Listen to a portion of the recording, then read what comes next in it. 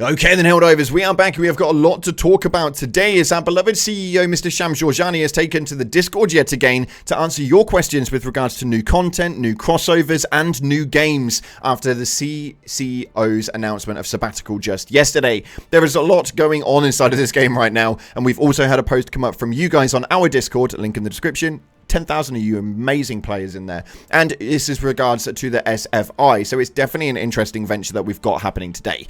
We're going to dive into everything we got happening. If you haven't already, smash the like button, subscribe, post notifications turned on, be greatly appreciated, and make sure you check out our sponsor, GamerSupps, the company that offer esports athletes and gamers with the most effective and healthy energy drink choice compared to those energy drink tins that we're all used to already. With it being completely keto friendly, 0 sugar and less than 1 calorie, it's a no-brainer. Link in the description, use code CloudPlays at checkout, and we've been doing giveaways for super credits here on the channel, and this is our latest winner, so a shout out to you.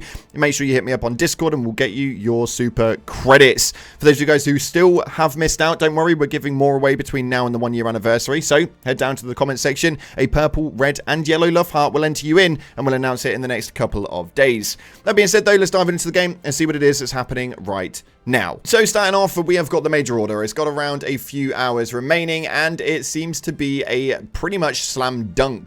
With around 3 hours on the clock, Fenrir is held and our samples have been fully collected. It's looking like an easy win, so I think that we can secure that one. We're going to be going over the success notice on stream here on the channel. If you want to check that out, make sure you stay tuned to the notification. And Democracy Space Station has literally just been sent over to Parsh, which is a Illuminate planet, so make sure we head over to there. But unfortunately, we've got no real actions in play with that one. You guys are going to need to get that heavy ordnance distribution on play, so get those rare samples donated.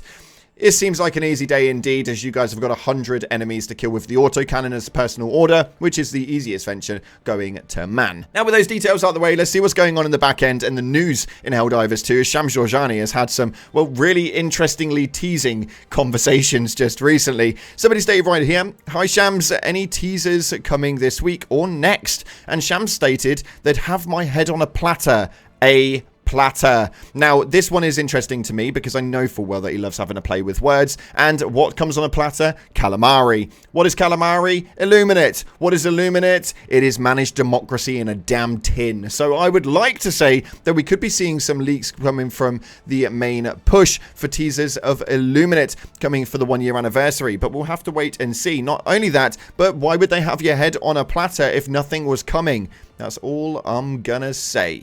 Moving into the next piece, so we're going to talk about crossovers, as they were asking about Games Workshop and how it is that they could introduce the 40k series to the game, as it seems to be probably one of the more relative crossovers that we genuinely want. Now, somebody stated about it, and Shams stated, "I can tell you Games Workshop would love a crossover, and we're huge 40k fans ourselves, but time and resources are finite, and we've got our hands busy." This is absolutely huge because it means that the likelihood is that we could be seeing a Space Marines movement inside of Games Workshop coming later down the line. Now, obviously, it wouldn't be a Space Marine move. We've seen a lot of mods with regards to how they'd want that to play out, but Shams stated, not the Space Marine stuff, but there's stuff that would fit, I think. And I think that that genuinely is definitely the case. I think the Games Workshop is quite a broad movement inside of the Space Marines universe. Maybe we can't have those ginormous things running around with that hilariously large armor, but there could be some movements inside of colonies that we have not issued.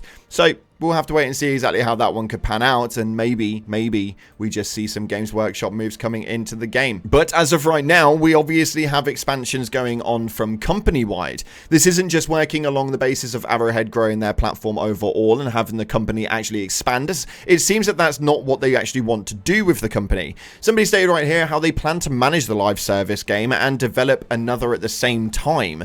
Obviously, that would genuinely mean that you'd have to expand the company out and have dedicated teams running on that usage, but it doesn't seem to be how Arrowhead actually want to do it. I feel like a lot of companies make the wrong choice, hire a load of people during the peak and then have to make loads of layoffs later on. Well, Sham stated right here, one of the big things I focused on was bringing in more great co-development partners to help us build the game, as we as a studio don't want to grow all too much, which is probably one of the better ideas. And after the Illuminate, we did see that the Illuminate release did have a few other development teams inside of it, and it worked very very, very well. So I'm actually really hopeful to see where it is that the game can go based on the way that they are expanding. Now, obviously, he had to address the movement with Johan going on sabbatical and what it actually meant for the game and whether it's going to be a good move for a future game going forward. And yeah, this was an interesting one. A lot of people have got it a little misconstrued, almost like Johan has quit completely for Helldivers 2. He is a CCO for the company. He's not CCO for Helldivers.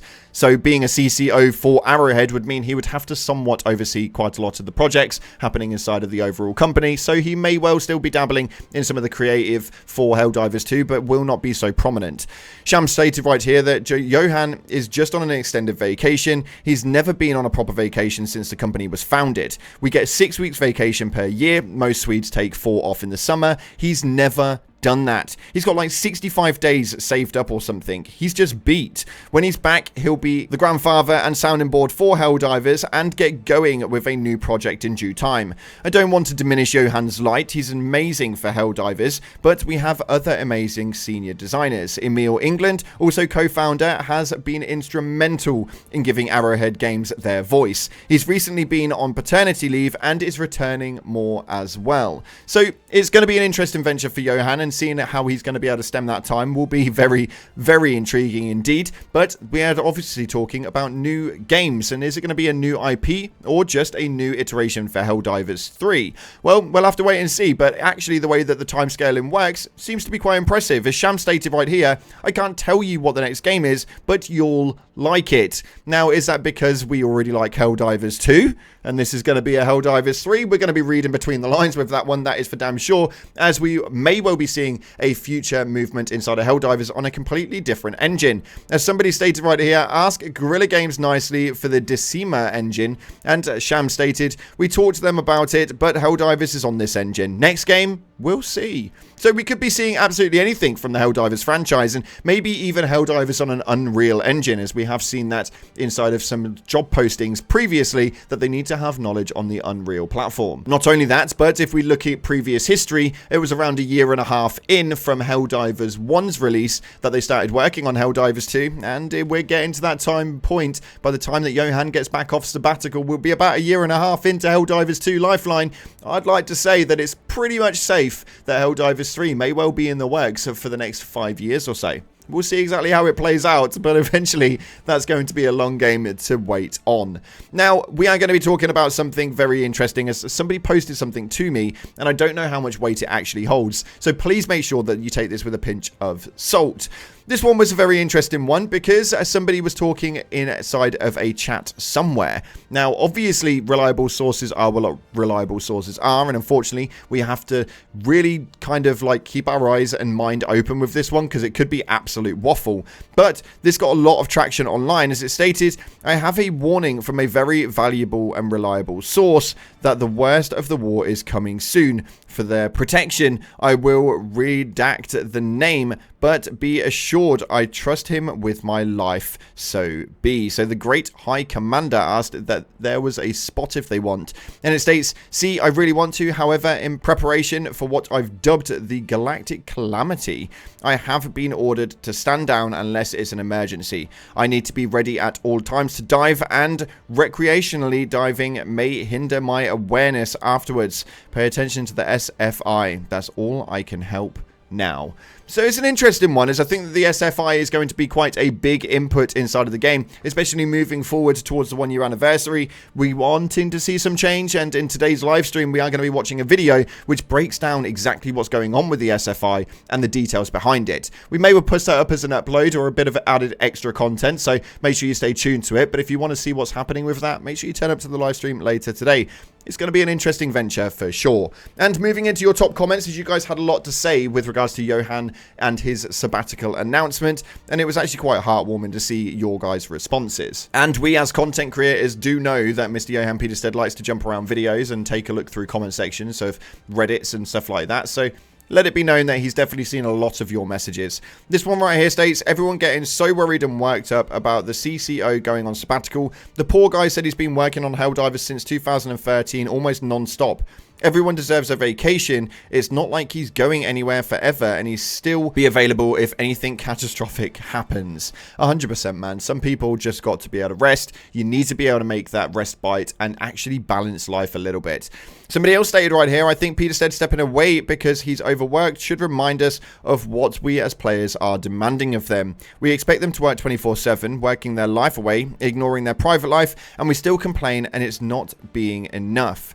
Maybe if this is how you think games should be developed, maybe it's time for your sabbatical. And I think that that may well be the biggest eye-opener that we see inside of gaming. We do expect a lot, and we expect a 24/7 movement. And I think that although we do kind of expect those live service models to run as a live service, I think that we kind of need to make sure that we understand that there are human beings on the other side. So, yeah, it's a little bit of a heart warmer. And the final one states, I'm glad that Peter Stead is taking a well-deserved break and look forward to the next project when he returns. I'm also excited for the HD2 anniversary content and another year of Helldiving. And I couldn't think of a perfect way to end the video. So, let's roll into what it is that's happening into the 1-year anniversary. I'm excited to see what's going to happen, and I'm excited to celebrate alongside all of you guys. If you haven't already, hit that like button, subscribe, post notifications turned on. Thanks again for watching, and as always, I'll see you in the clouds.